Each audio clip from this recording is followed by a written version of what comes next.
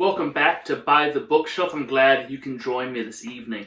Tonight I'll be reading a selection from Hatchet, one of the books I loved when I was in middle school and high school, and still now I like that kind of book. I'm going to read a section from when Brian, the main character, first catches a bird in order to survive and tries to cook it. The fire was too hot.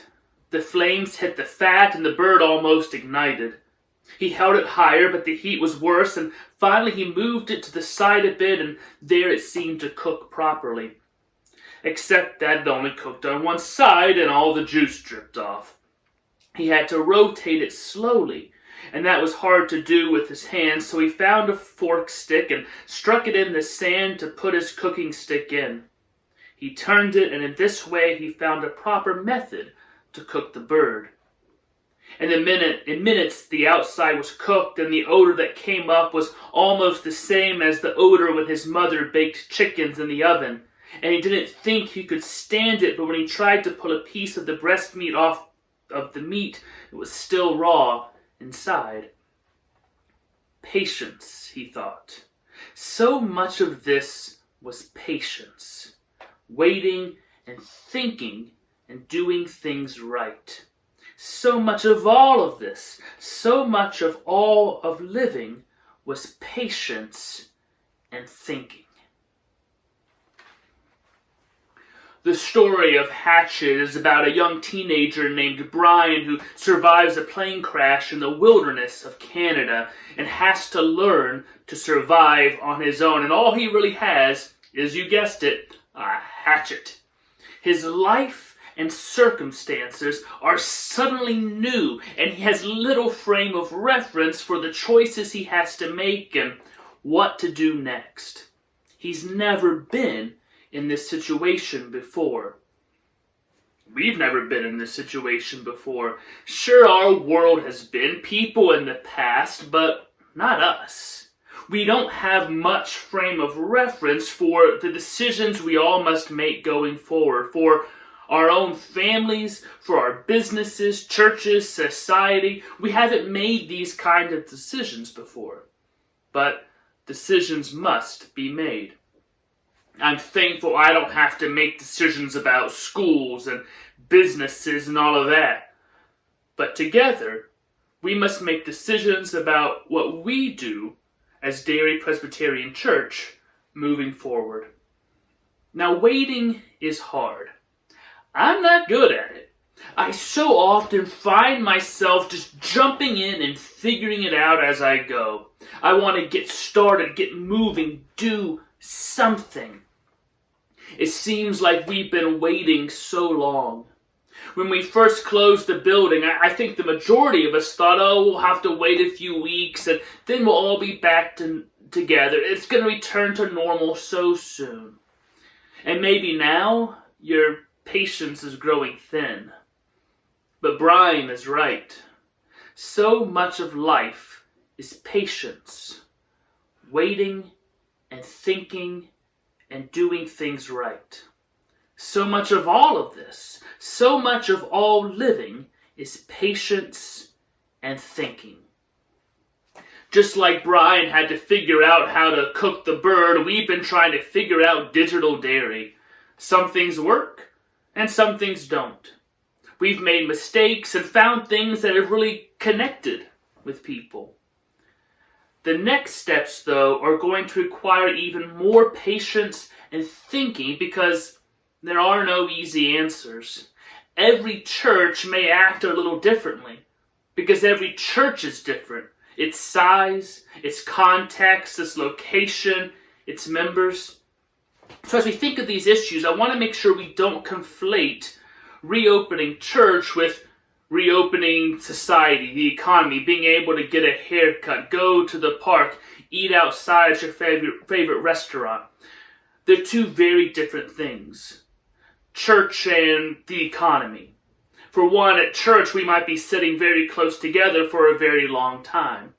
And that church is still largely voluntary. Sure, a lot of people come out of a sense of duty, but there are ways we can still be church that can lower those risks a lot more. So it's not the same church and everything else. So when I talk about things with church, I'm not talking about your favorite restaurant, your business, your grocery store, your freedom to play golf or go to the park. Totally different issue that I'm not going to get into because that's not my lane. But I do want to share with you some things that I've been wrestling with and thinking about lately when it comes to the when and the how Derry may be able to reopen our building and be physically together. The session is going to talk more about this on Wednesday night. The when and the how. But the reality is the when is probably going to take a back seat to the how because whens can get pushed back. A lot of that's not up to us. There are state orders, local orders, national orders that we have to comply with. And the when can be relatively flexible. We can set a date and push it back a week or 2 weeks. But the how is going to take a lot more time. So I want to reiterate that our number one concern is the health and safety of our congregation and community. I believe church is best when we can gather together, and that's important, but it isn't the only way to be the church.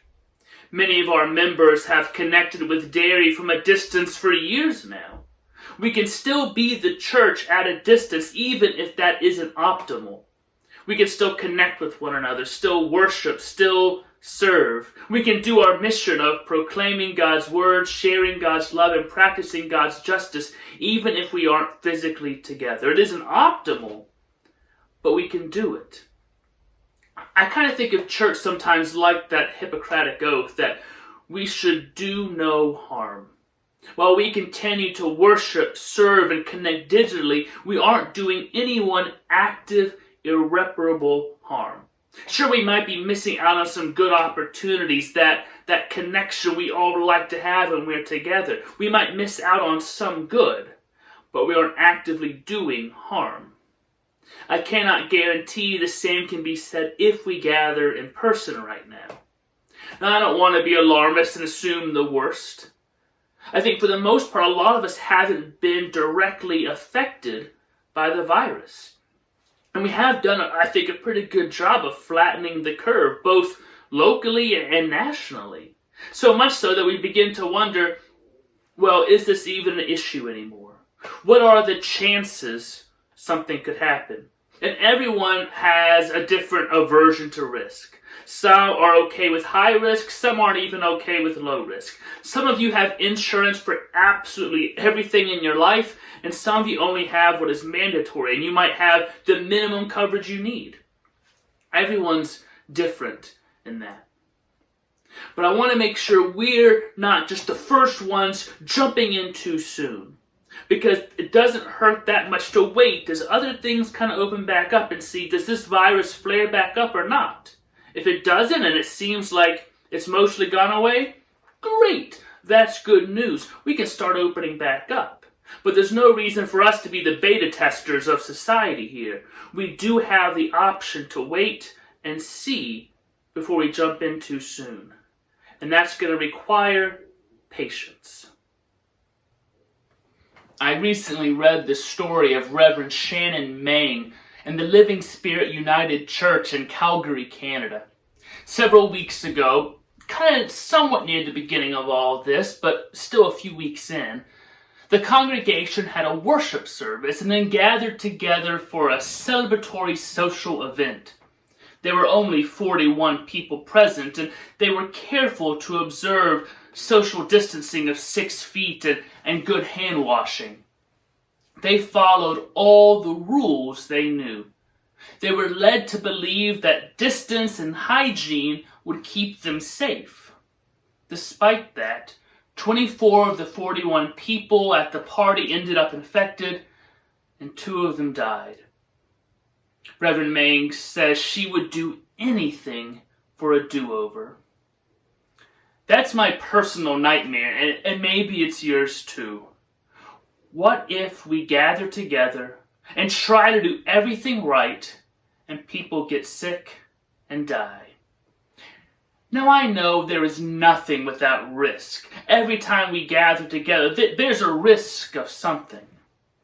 but I take my responsibility of care for this congregation too seriously to enter into these decisions lightly.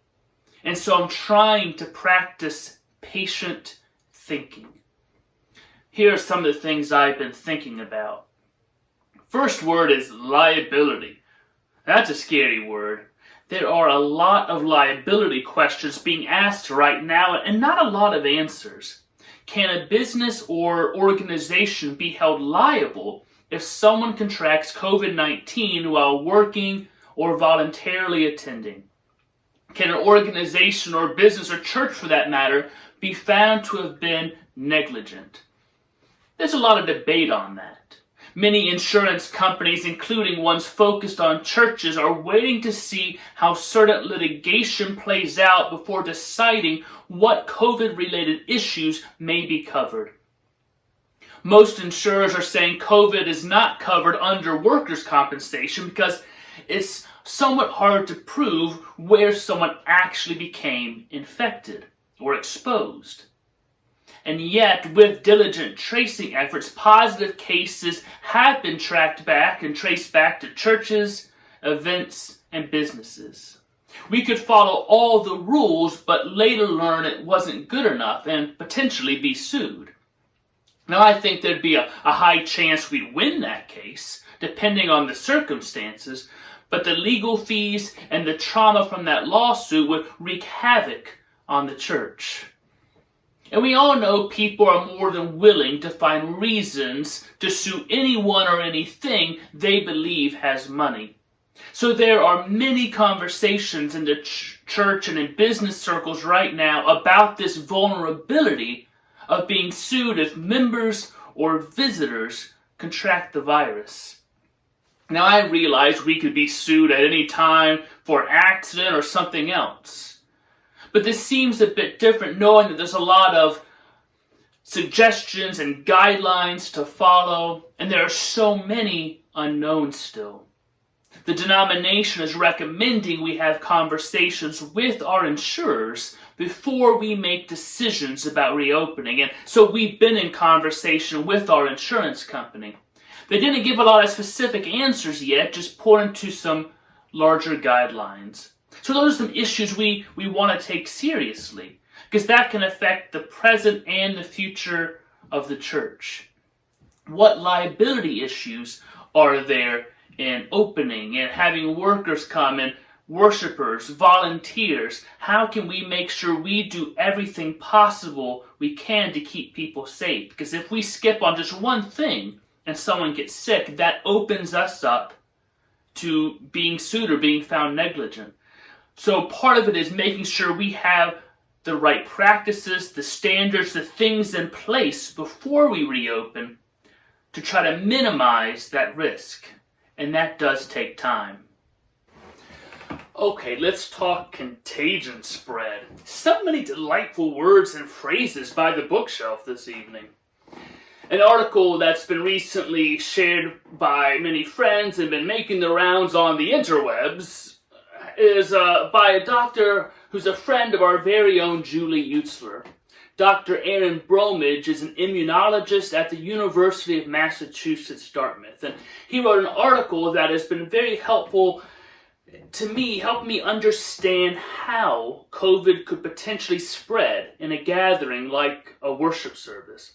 Because I don't understand all these things with how viruses spread. Is it more surface? Is it more in the air? I need help understanding that. I've been trying to read a lot of articles, and his put it more clearly and succinctly, even with fun graphs, so check it out.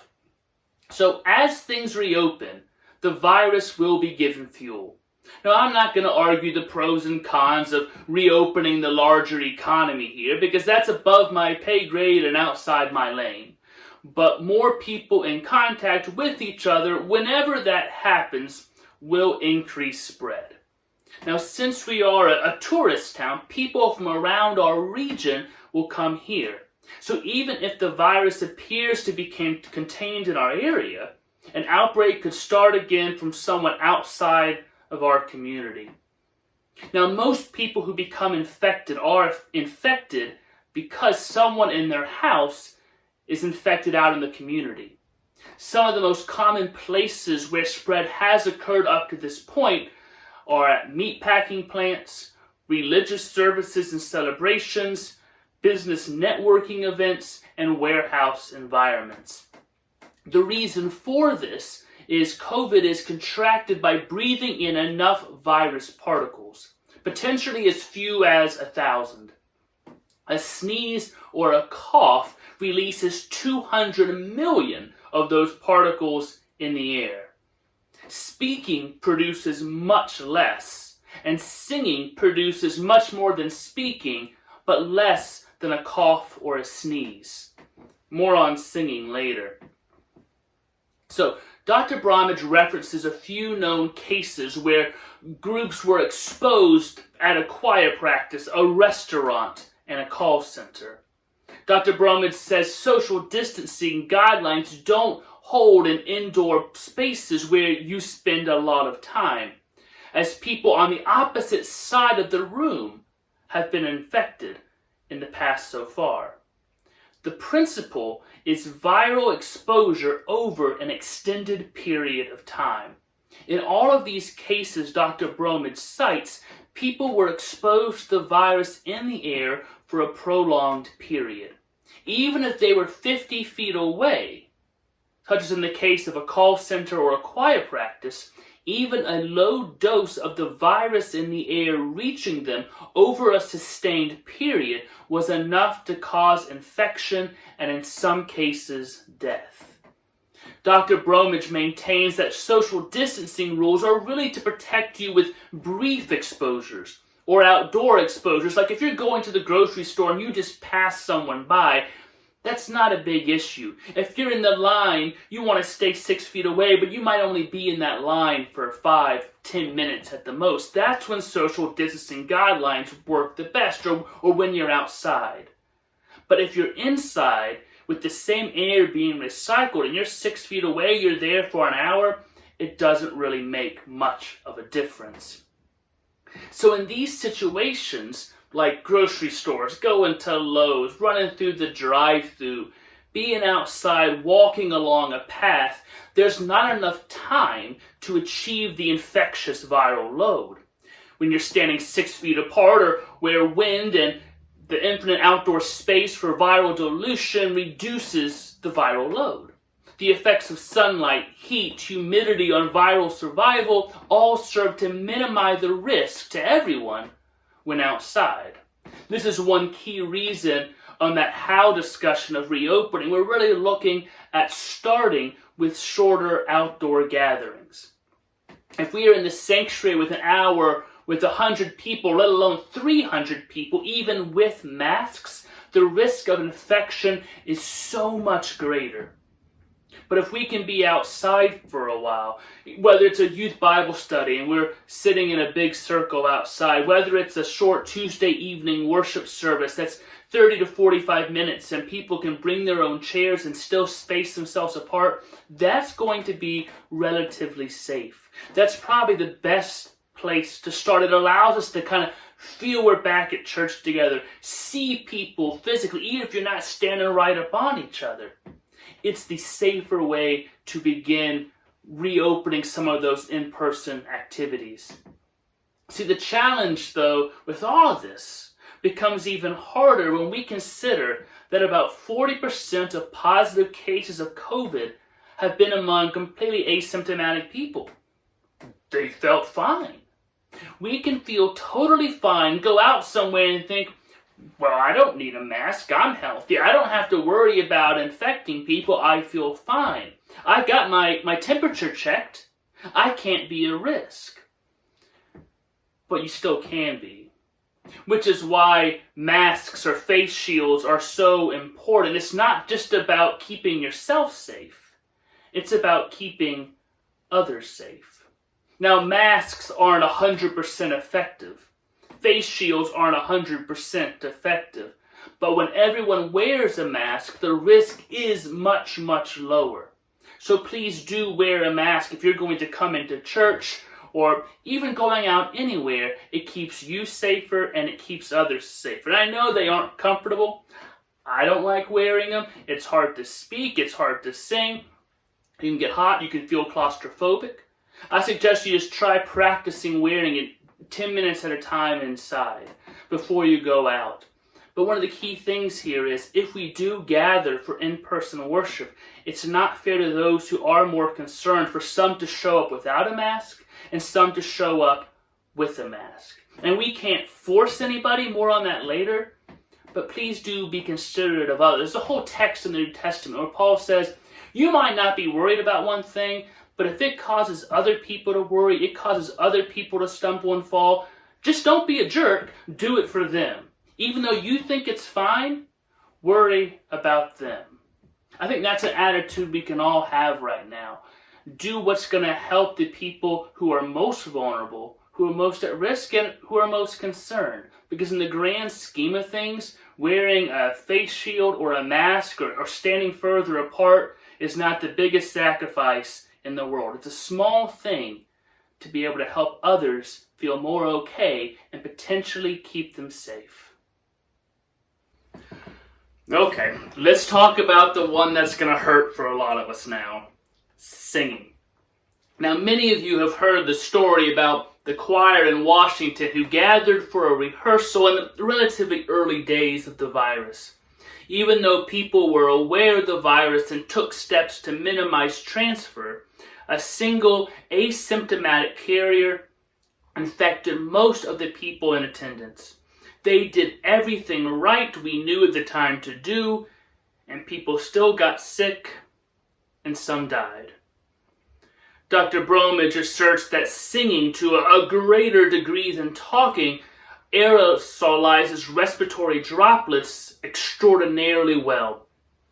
Deep breathing while singing brings more air into your lungs, which means more respiratory droplets are getting deep into your lungs, and those droplets could contain virus particles. A single quiet practice ensured that people were exposed to enough virus over a long enough period of time for infection to take place.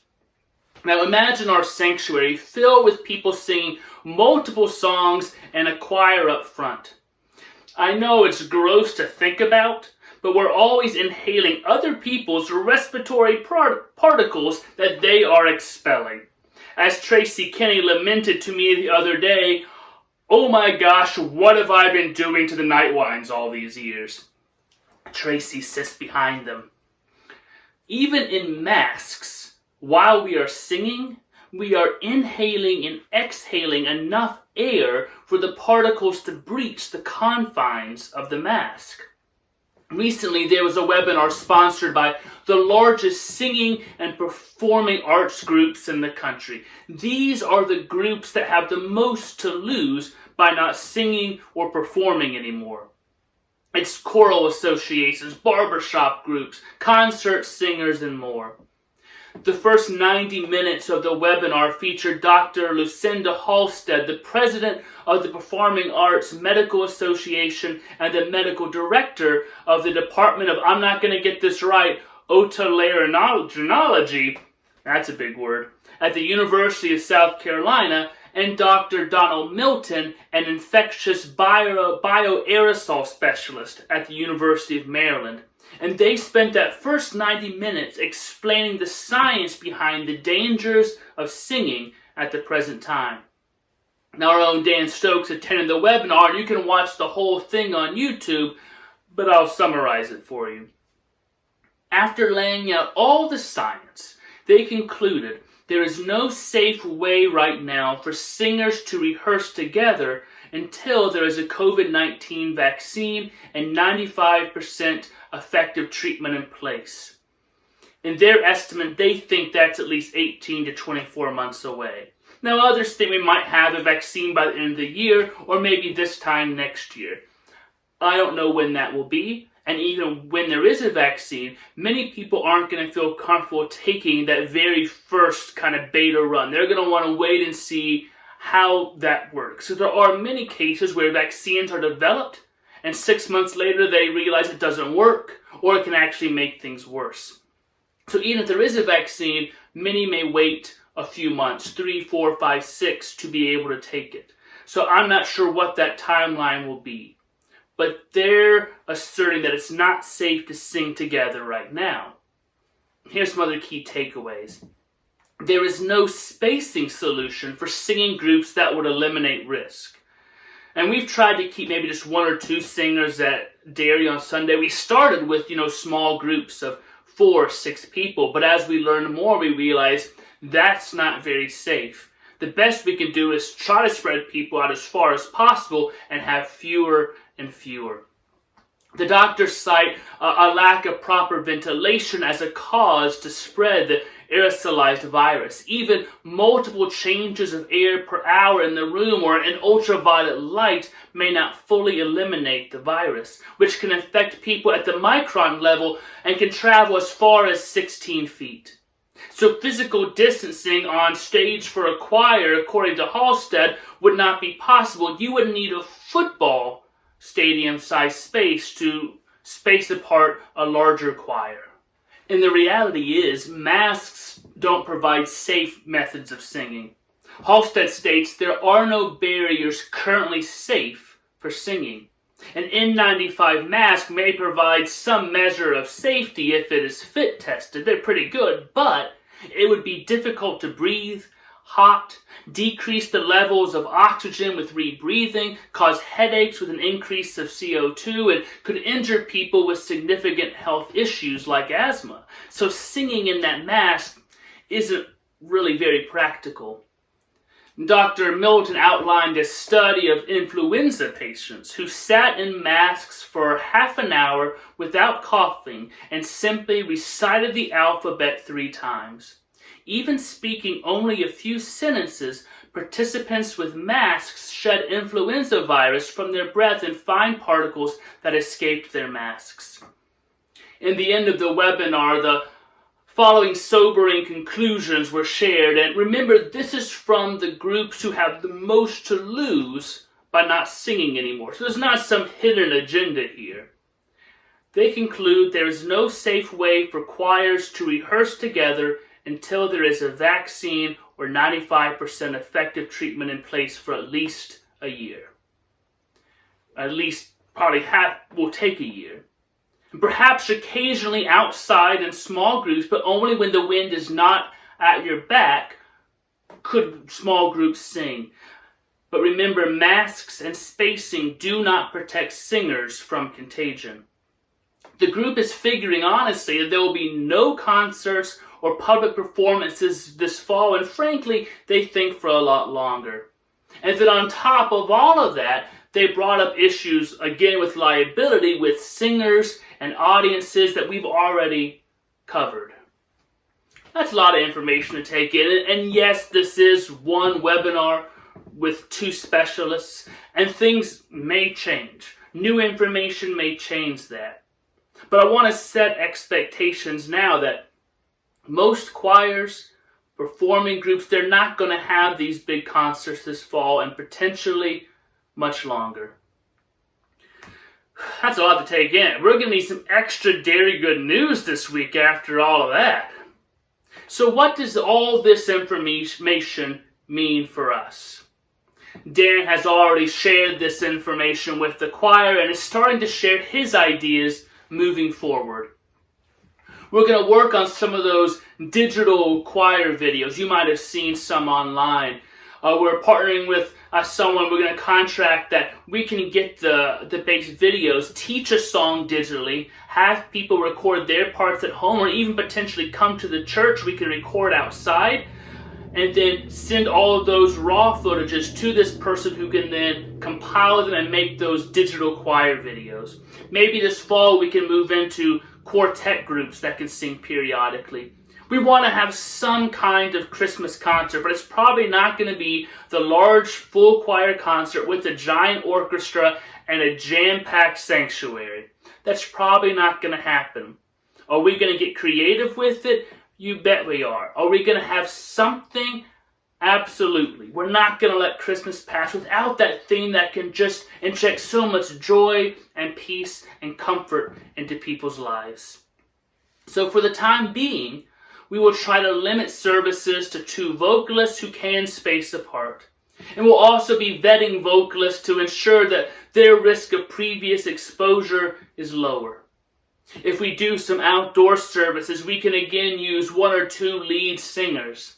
I think the congregation could potentially join in on a couple hymns, especially if wearing masks for shorter hymns. If we were decently spaced and limited the singing to 2 songs, congregational singing may be more possible during that. So it may not be as difficult to have a couple congregational songs this summer when we're outside. Ideally, we'd still be wearing masks. We're going to have to see how that works because, again, depending on the kind of mask, that can make it very difficult. But it is a possibility we can do some of that outside this summer, but once the weather turns difficult, all bets are off on that. We may have to look at having worship if people are gathered without singing. Or is the better choice to still have all the music and stick to live stream? These are the tough choices we have to think about. Who do you limit coming into the sanctuary? Do you say a certain demographic, please stay home? Do you divide it by separate groups? You're allowed to come this Sunday? And the reality is, even those who know that it's not as safe for them to come, they still might come out of a sense of duty. And I know we might say, well, it's their choice, their responsibility. But I've run into this before in the winter with canceling services. We've said before, please only come if you feel it is safe to come. But there are people I've had in the past who feel it is their duty. If church is happening, they will be there.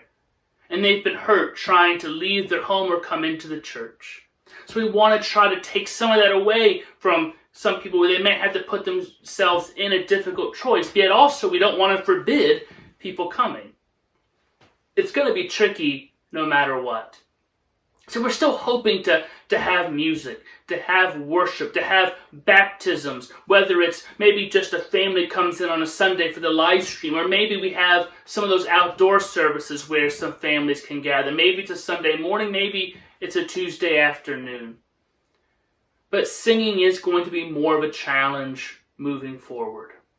If choir is only about singing and performing, then we're probably not going to have choir for a while.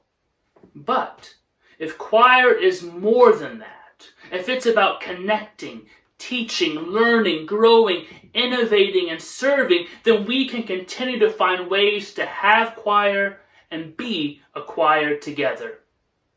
Now, all of this is subject to change. This is all just based on the information available now.